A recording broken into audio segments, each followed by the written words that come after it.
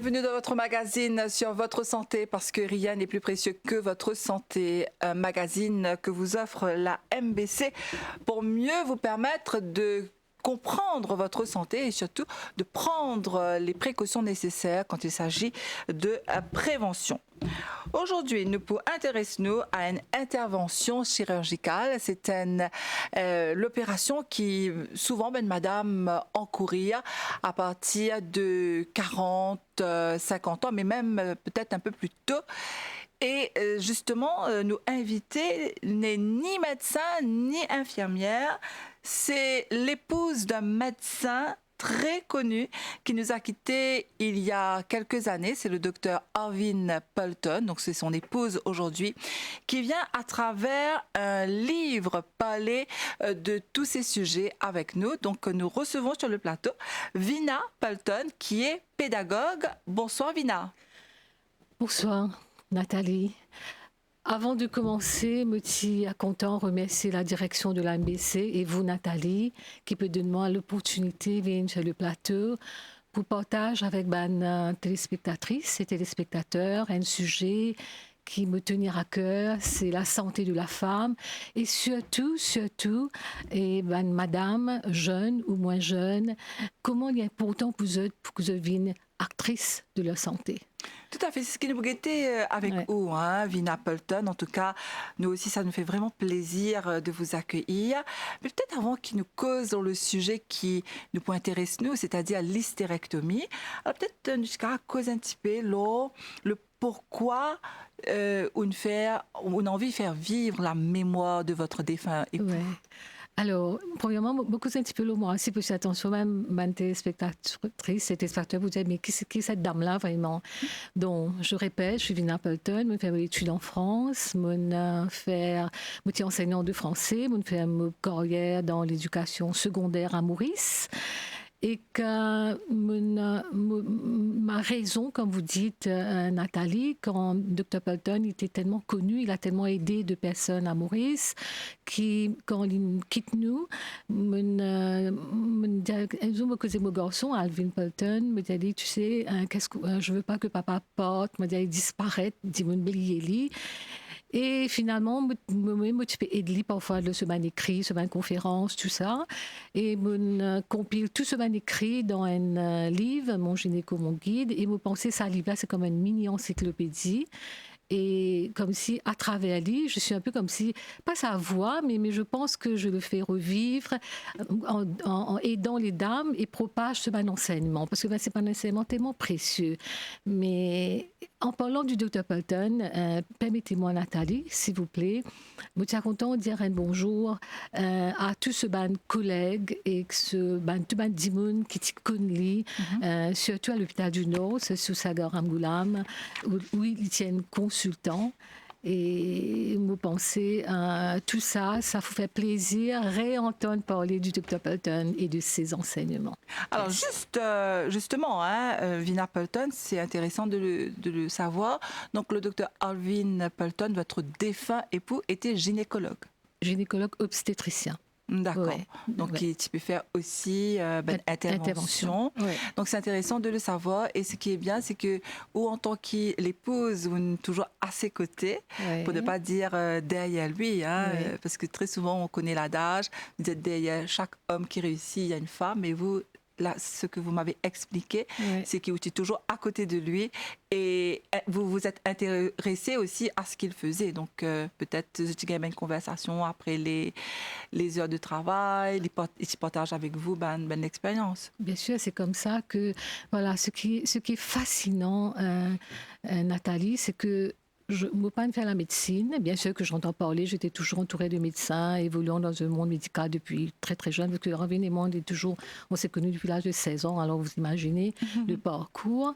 Mais quand j'ai commencé à lire ses écrits, je me suis dit, mais si moi je suis en train de comprendre tout ce qui il écrit, parce que c'est la faculté, rendre la gynécologie, qui est un sujet difficile, compréhensible à tout le monde. Et là, moi, tout ça, moi, c'est tellement fascinant. Mais non, voilà, nous besoin propage ce enseignement pour que madame gagne un conseil, parce que c'est très important. Nous rassurer, nous gagne une information d'un médecin spécialiste qui ne fait carrière en France et à Maurice pendant plus de 25 ans. Et que ce conseil-là, quand nous avons connu docteur, au moins, nous avons posé une question, parce que c'est vrai, nous vous disons comme ça, dans Internet, nous avons des informations, nous avons besoin de tout ça là. Mais non, pas vrai, parce que quand on est submergé d'informations, on est perdu. Tandis qu'on connaît nous connaissons l'essentiel, nous aimons ça, donc ça, voilà, nous connaissons au moins une définition. Nous avons fait une opération, comment nous pouvons causer hystérectomie, au moins nous connaissons la définition, nous connaissons quelles précautions nous devons prendre pour ne pas gagner peur, tout ça là, parce que c'est vrai que c'est effrayant tout ça, et c'est rassurant. Voilà. Ouais. Donc c'est important, hein, je veux dire, pour madame qui est capable dans le cas en ce moment, mais qui aussi peut-être pas le faire, une hystérectomie bientôt, de savoir ce que c'est. J'ai tout un petit conseil pratique. Alors, je rappelle mes téléspectateurs qui, ou pas médecin, mais vous pouvez venir causer au nom de votre défunt époux, un conseil pratique. Des fois, nous pouvons dire oui, nous pouvons causer la maladie. C'est vrai, on reconnaît, enfin, je veux dire, je suis très reconnaissante envers tous les médecins qui viennent dans l'émission, mais très souvent, nous causons la maladie. Mais là, aujourd'hui, ce sera plus des conseils pratiques qui nous visent faire, qui nous visent pas faire, qui nous visent connaître, parce que des fois, quand nous allons dans la salle d'opération, nous ne pas connaître qui peut être à nous, nous pas connaître, par exemple, qui est là, quand nous pas faire l'opération, c'est quelque chose, comment on peut dire ça, d'assez conséquent. Ouais. Et là, aussi l'anesthésie, des fois, on ne peut pas réaliser, hein, ce sont des petites choses comme ça, mais qui sont tellement importantes. Pour ben Dimoun, me dit madame, parce qu'il n'y a pas cause hystérectomie, mais monsieur aussi, il y a pas autant qu'ils se connaissent quand je parle faire une opération. Peut-être pour commencer, nous rendre le vif du sujet, hein, Vina Pelton maintenant. Donc, l'hystérectomie, c'est quoi? Voilà, déjà, le mot hystérectomie, vous pensez tout mal, madame, pour d'accord avec moi, pour dire que c'est un mot qui fait peur. Ouais. Hein, c'était fait peur. Mais... Parce qu'à Maurice, nous connaissons plus, enlève la case baba. Oui, c'est ça. Mais mes pensées nous besoin connaître avant qu'il nous a fait sa opération. Tout le monde connaît bien sûr, le docteur peut expliquer bien sûr mieux que quiconque. Ah oui, bien sûr. Mais nous connaissons, moi, c'est le docteur Pelton qui dit dans son livre que j'ai lu, il dit comme ça, hystérectomie, c'est une opération, une intervention faite par l'obstétricien ou le chirurgien. D'accord? Il dit comme ça, et c'est pas une maladie, l'hystérectomie. Non, pas du tout. L'hystérectomie, c'est un phénomène naturel dans la vie d'une madame. C'est-à-dire, c'est un phénomène physiologique naturel. Et attendez, qui n'existait pas longtemps dans l'histoire de l'humanité. Ça veut dire quoi? Ça veut dire depuis que l'homme invine la terre. Ça veut dire, autrefois, madame, pas vivre assez longtemps. Donc, beaucoup madame sont décédées avant l'âge même de la ménopause. D'accord? Une cause la ménopause, excusez-moi. Mais tandis que je participe comprendre qui est malade, je gagne, je finis décédée. Tandis que hystérectomie, maintenant, madame là, l'hypobizin, comprend, comment dire, qui fait l'hypophyse hystérectomie-là. Ce docteur peut expliquer, bien sûr, qui fait la hystérectomie-là. Mais il y a beaucoup d'informations qui me pensaient qu'il devait être au courant, comment nous vous discutez aujourd'hui. Voilà. Donc, l'hystérectomie, c'est enlève la case baba parce qu'il y a une raison, il y a une cause spécifique que le médecin te recommande pour faire l'opération, là, Vina Pelton. Oui, alors, d'abord, nous disons comme ça, premièrement, nous causons qui technique, avant qu'un docteur, un chirurgien fasse une hystérectomie avec vous, oui. Il va pour faire lire quand ou encore réveiller, bien sûr. Alors, il y a deux types d'anesthésie que je fais. Soit je fais l'anesthésie générale, que tous les corps endormis, ou bien je fais anesthésie locale, régionale, c'est-à-dire une partie où les corps endormis. Mais dans la majeure partie, c'est plutôt général, non? Anesthésie générale, c'est ça. Tout dépend de la technique opératoire qui chirurgien il peut utiliser pour faire cette opération sur vous. Et bien sûr, tout dépend de la gravité de la maladie, opération là pour différents. Alors, il y a différentes techniques que le chirurgien peut utiliser. Premièrement, il y a une technique pour ce qu'on appelle pour laparoscopique. ou bien célioscopique. Ça, c'est une technique, je veux dire, une technique qui un chirurgien utilisait, qui privilégiait, qui fait, parce que je veux dire comme ça, un inconvénient post-opératoire, c'est-à-dire après opération, Les moindres. Ouais, les moindres. Donc, au Pérodiano, Voilà. c'est non invasif. Voilà, non invasif. Voilà, c'est bien ça. Ça veut dire où il y a moins de complications, c'est rare. Maintenant, il y a un deuxième type d'opération qu'ils ont fait, c'est stéréotomie par voie vaginale, c'est-à-dire voie naturelle. Bon, ça, c'est une deuxième qui ne pas rentrer dans les détails parce que nous ne sommes pas médecins, nous ne sommes pas là pour expliquer tout ça. Là. Troisième stéréotomie qui me pensait beaucoup, madame, une subir, à Maurice, je suis sûre, c'est appelé ça la parotomie. Et puis, quand on fait une césarienne, je fais une cicatrice sur le ventre. Et là, c'est plus compliqué parce que l'opération est plus compliqué. Là, ça, c'est ça. Voilà, différentes techniques, c'est en fonction aux maladies, en fonction aux conditions. Là, où médecin, il peut expliquer. Voilà. Donc, aussi, quand même, au courant, quel genre d'hystérectomie le docteur peut faire. Là, ou prépare ou un peu psychologiquement. Voilà. Donc, il y a un que nous disons là, l'invasif, c'est-à-dire coupe au ventre, comme on dit, on peut faire une césarienne, et les autres techniques que pas nécessaire faire d'ouverture et de point de suture surtout. Mais de plus en plus, à cela, nous connaissons qui les médecins, heureusement, servir une technique, même si c'est invasif, pas trouver même un point de suture comment longtemps. Celle-là, c'est beaucoup plus esthétique, c'est propre, c'est joli, et puis ils font le bikini line aussi, non? Pas besoin de trouver une longue, comment dire, moque, le ventre de la dame. Hein? Ça, c'est un petit peu intimidant pour madame. Moi, je pensais, première question qu'ils ont posée. Donc, ça se passe plutôt dans le bas du ventre et c'est esthétique, on va dire. Ça, c'est premier. Donc, technique non causée. Donc, pourquoi Undiano, il y a une raison, une cause? Oui, qui fait un docteur, il conseille une hystérectomie. Déjà, avant qu'il va faire une hystérectomie, le docteur peut suivre vous, il vous donne un traitement, etc. Ça, c'est le dernier recours. Le médecin, il vous fait une hystérectomie sur vous, bien sûr. Alors, et pourquoi? Qui fait une hystérectomie? C'est pour prévenir une maladie. C'est pour améliorer la qualité de vie. Ça, c'est 2 points essentiels. C'est-à-dire, qui est une madame qui est concernée, qui l'âge, qui est concernée par ce type d'intervention-là. Je dis comme ça, une madame, donc, généralement, c'est entre 45 et 50 ans. Ça, c'est généralement. Mais malheureusement, il y a une madame beaucoup plus jeune qui est obligée de subir une hystérectomie. Oui, et voilà. Et donc, il y a une raison, une spécialité là, il y a différentes raisons. Il y a un cas que madame obligée de faire une hystérectomie parce que soit il y a une maladie grave, pour ne pas dire le cancer, ou soit il y a un problème de fibrome aussi. Et sinon, il y a aussi Vina Pelton, un problème comme endométriose. Quand les médecins m'ont pensé, c'est pas de gaieté de cœur qui se dit madame, venez, moi mettons la table opération pour OPAO parce qu'il ou peut gagner tel problème. C'est juste comme on dit là, bien dit, c'est pour prévenir, pour que sa maladie là, sa condition de santé là, n'est pas empirée, n'est-ce pas? Bien sûr. Et quand on parle de fibrome, ça veut dire quels sont les signes? C'est que madame a gagne beaucoup de saignements, il gagne saignements abondants. C'est ça surtout qui est alarmant pendant ses règles ou entre ses règles. Et après il gagne douleur au niveau ce bas-ventre. Mais tout ça, c'est la souffrance. Et bien sûr, et quand il parle consulter, là, ce médecin peut conseiller qu'est-ce qu'il faut faire. Alors, fibrome, effectivement, qui est assez courant dans la vie de toutes les femmes du monde entier, pas qu'à Maurice. Donc, un fibrome, ça dépend du médecin parce que, bon,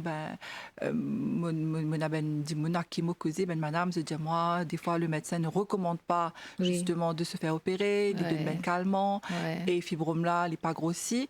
Et il y a un cas aussi, si on bien comprend, que pendant la ménopause, si une madame a un fibrome pendant la ménopause, fibrome là, il n'a pas une tendance grossie, il reste comme ça, mais ça dépend encore une fois de la situation. Ça ne veut pas dire que toutes les femmes qui sont dans ménopause et qui ont un fibrome, qui fibrome là pour rester intact. Et il y a aussi d'autres causes. Mais là, nous pour intéresser nous, surtout, encore une fois, je me rappelle un téléspectateur qui n'a pas pu faire une émission l'eau, la santé directement, mais l'homme un conseil pratique qui nous a faire quand nous enlève la case baba. Donc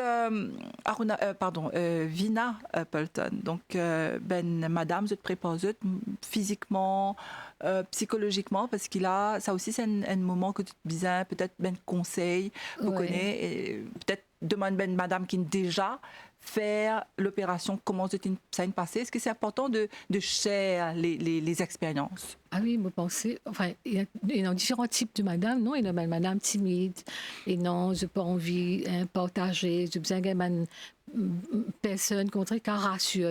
Donc, vous avez mettre en confiance, et non, madame, je parler ouvertement, je partager ouvertement. Donc, tout ça, c'est vrai. Mais moi, je pensais qu'une madame, si jamais elle n'est pas capable de causer avec les autres, peut-être un psychologue aussi pour faire ça aide pour traverser cette épreuve-là. Voilà. C'est important parce que à cause de ça, plus nos courants, quand nous allons faire une opération ou peu importe n'importe que ça fait nous faire dans la vie, nous pas aller à l'aveuglette. C'est ça. Après, nous pas parfois, c'est vrai, les gens, nous avons dit autour de nous, j'ai envie de nous pour rassurer nous, mais pas forcément qui est capable. Je peux dire la vérité parce que est-ce que je donne les bonnes informations? Exactement. Et chaque femme, et on n'arrête pas de le dire, pas juste chaque femme, chaque être humain, est unique. Donc, capable ou une vivre ça, une a plus de douleur, mais une autre madame, elle peut vivre même ça fait, elle pas autant de douleur qui donc malheureusement, on doit quand même mesurer la douleur, mais il y a quitteuse qui est capable d'arriver que nous capables de vivre d'une façon, mais je pense que la meilleure des choses à faire, c'est de garder la positivité dans whatever le cas est. Ah oui, moi, c'est ma philosophie de la vie.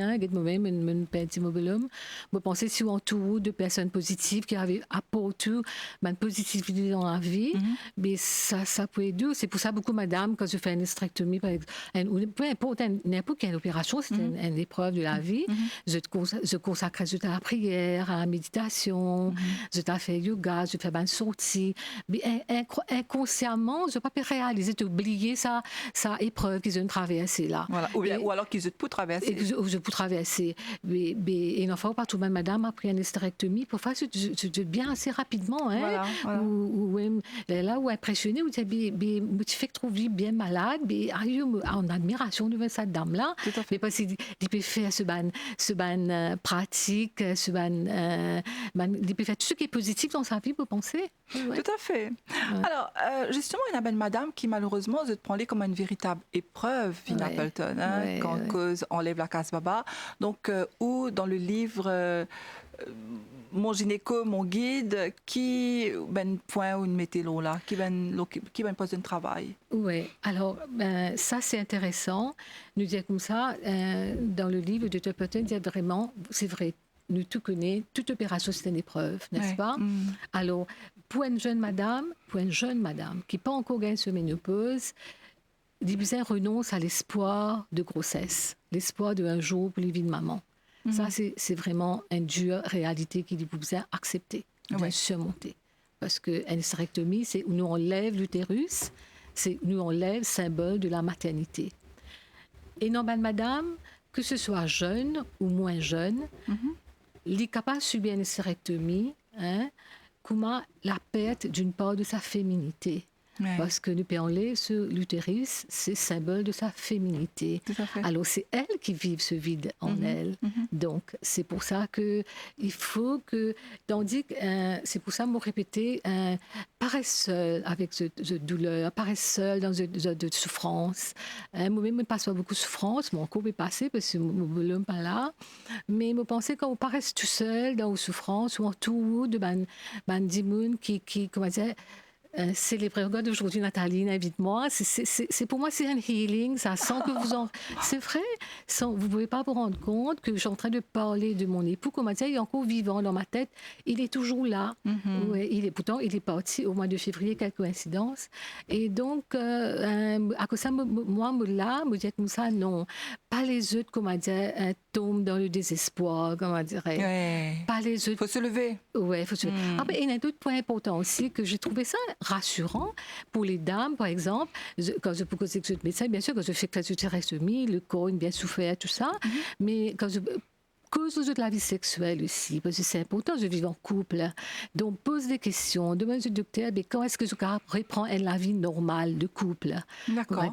Mais, parce que parfois, madame qui fait une hystérectomie, je suis tellement timide, parfois, peut-être je n'ai pas osé poser cette question-là, parce que c'est important. Non, je te marier, j'étais dans un conjoint. Tout ça sont des points importants. Alors, on me fait signe en régie qui ne peut déjà, ne peut déjà prend la descente de l'émission parce que nous arrivons presque à la fin. Par contre, ce qui est intéressant, on dit, moi, je suis content de revenir dans ce qu'on fait dire, Vina Pelton. On dit à nous que la vie intime de ben couple, est-ce qu'il est pour perturber? Alors, moi, je suis content juste, et madame, pour penser, pour reconnaître les, il raconte-moi une affaire. Et l'India, moi, qui, Lilith fait une hystérectomie, elle avait 35 ans. 35 ans, elle avait 35 ans maintenant. Ouais. Je crois qu'aujourd'hui, comme si ça fait 40 ans à peu près qu'elle fait sa hystérectomie-là. Donc, elle avait 35 ans à l'époque et ça fait 40 ans maintenant. Et il dit à moi qu'à l'époque, ce docteur disait, ne t'inquiète pas. L'utérus saisisse la case baba, ça. Les pour baba, pas servir non rien. Donc, pour réussir, et là, tu as la vie normale après, tu as la vie intime. Et évidemment, tu te trouves moi là, guette là, moi là, moi capable confirme toi, qui me la vie intime, pas du tout perturbée par ça. Donc c'est peut-être un message parce qu'il y a beaucoup de femmes qui partagent avec moi leurs expériences et je leur dis merci parce que je te pose bien une question. Et c'est pour ça que je suis très contente que vous soyez là, Vina Pelton. Je pose une question qui ne m'ont pas qu'à répondre. Ouais. Très souvent, on me pose une question ben médecin, mais là, nous peut cause sur le côté pratique. Peut-être un dernier petit point, et la madame aussi, qui a le faire cette hystérectomie pendant la ménopause. Peut-être c'est bon de nous dire qu'est-ce qui arrive à ce moment-là. Si je fais ménopause, eh bien, tu es la case baba. C'est la case baba, voilà.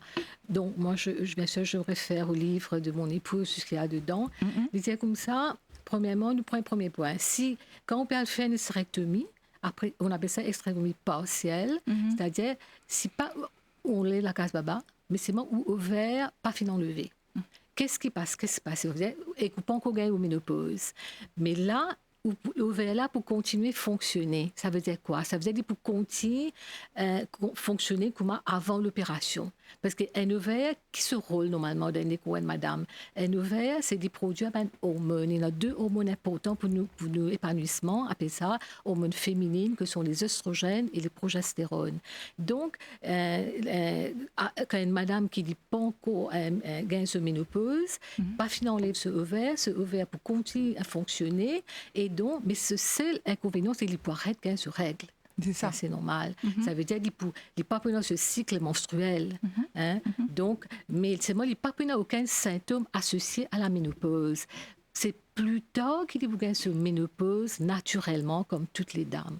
Ça, c'est important comme ça. D'accord. Donc, quand on enlève avant la ménopause, on enlève la case baba, tout roule normal. Il continue à gagner. Il faut dire ce ovaire pour fonctionner normalement. Mais s'il est à l'ovaire, à ce moment-là, qu'est-ce qui se passe? Alors, maintenant, si cette madame-là, il n'est pas encore gagné ce ménopause, maintenant, il enlève ce ovaire. Qu'est-ce qui se passe? Alors, ce qui se passe, c'est que ça entraîne une ménopause, malheureusement. Parce qu'il enlève ce ovaire. Ça veut dire qu'il ne peut pas avoir un symptôme de la ménopause. Donc, elle peut avoir 35, 40, 45 ans. Elle n'est pas encore fait ménopause. Il peut faire parce qu'il enlève. Parce qu'il l'ovaire ne produit plus d'hormones. Et puis l'ovulation, ovulation pas plus énorme parce qu'il finit la hystérectomie. Voilà. Mais voilà. Et par contre, Nathalie, et madame, je n'ai pas de symptômes de la ménopause. Oui, c'est ça. C'est ça qui est bien. C'est ça la bonne nouvelle. C'est ça la bonne nouvelle. Je n'ai pas de symptômes. Donc, quand je te fais dire avant la ménopause, définitivement, pour une ménopause artificielle qui peut installer parce que je n'enlève ovaire. Et justement, il y a une autre madame, c'est fou, hein? Il y a une madame qui partage avec moi l'expérience comme ça. C'est une madame, il explique-moi, il dit, l'hystérectomie totale pendant la ménopause. Et ce qui s'est passé, c'est que le docteur Tidiali pour une side effect. Donc, les side effects sont arrivés avec, bien sûr, bouffée de chaleur, etc. Mais le médecin, quand il peut guetter leur échographie, tu peux trouver un petit fibrome, un petit grosseur. Mais en fait, il y a quelque chose qui même madame, peut-être, enfin, même les médecins, ils peuvent pas savoir. Parce qu'ils font ça qu'ils sont capables, ils font le maximum. Ouais. Mais il y a des moments où c'est peut-être pas évident. Donc, dans l'utérus, tu as un petit ovaire, dans l'utérus, tu as un petit fibrome. Mais par contre, tu as un gros fibrome derrière l'utérus qu'on ne voyait pas avec l'échographie. Et ça, madame-là, tu peux dire persister. Non, ce ventre peut faire mal, ce ventre peut faire mal. Et le médecin a dit, si vous ventre fait mal, moi, opère. Okay. Et on a fait l'opération et c'est là que le médecin s'est rendu compte que derrière l'utérus, il y avait un gros fibrome. Ouais. Donc tout ça là, c'est un petit détail, un petit conseil. Peut-être qu'il demande bien au médecin de vérifier si car faire un MRI ou bien un scan. Mais des fois, comment ça s'appelle? L'échographie, c'est juste... peut-être qu'il faut faire plus que ça, on va dire. Oui, moi, je pense que le médecin, il a toutes les techniques, tous les moyens. Aussi. Donc, il faut toujours demander. Non, c'est pour ça que c'est important. Hein, on dit à l'état Vina Pelton, il faut toujours demander à son médecin. Oui, hein, il faut toujours demander. Et il ne faut jamais prendre de décision comme ça parce qu'on a envie de prendre une décision. C'est le médecin qui est mieux placé pour conseiller nous, pour dire nous oui ou non, nous faire l'opération. C'est ça, de votre émission. C'est pour ça que nous disons, madame, notre ma question, pose question, pas oublier. Le docteur, il pour répondre, il pour rassurer, au contraire. Mais des fois, dans le public, c'est pas évident parce que les médecins voient tellement de patients. Non, pas hésiter. Pose question. Le médecin, il va répondre. Il peut être submergé, mais si vous posez la bonne question, c'est vrai, si parfois, le médecin se fait tellement, peut être maladie, peut être chala, et non, madame, je pose une question, on va dire à côté. Là, agacé, je dis, comme ça, sa question-là, ça n'a rien à voir avec le problème de santé, madame. Mais si vous posez vraiment une question par rapport au problème de ce que vous pouvez gagner, mais le médecin, il peut être impressionné par vous. Il vous dit, madame, il est intéressé, il est concerné, il est au courant. Et pour un dialogue qui peut installer, je pense. Et très souvent, d'ailleurs, c'est ce qu'on disait tout à l'heure, docteur, vous agir en tant que psychologue aussi. Oui, c'était un travail extraordinaire parce que vous imaginez, par jour, je ne sais pas combien de patients, je disais combien de patients et tout type de patients.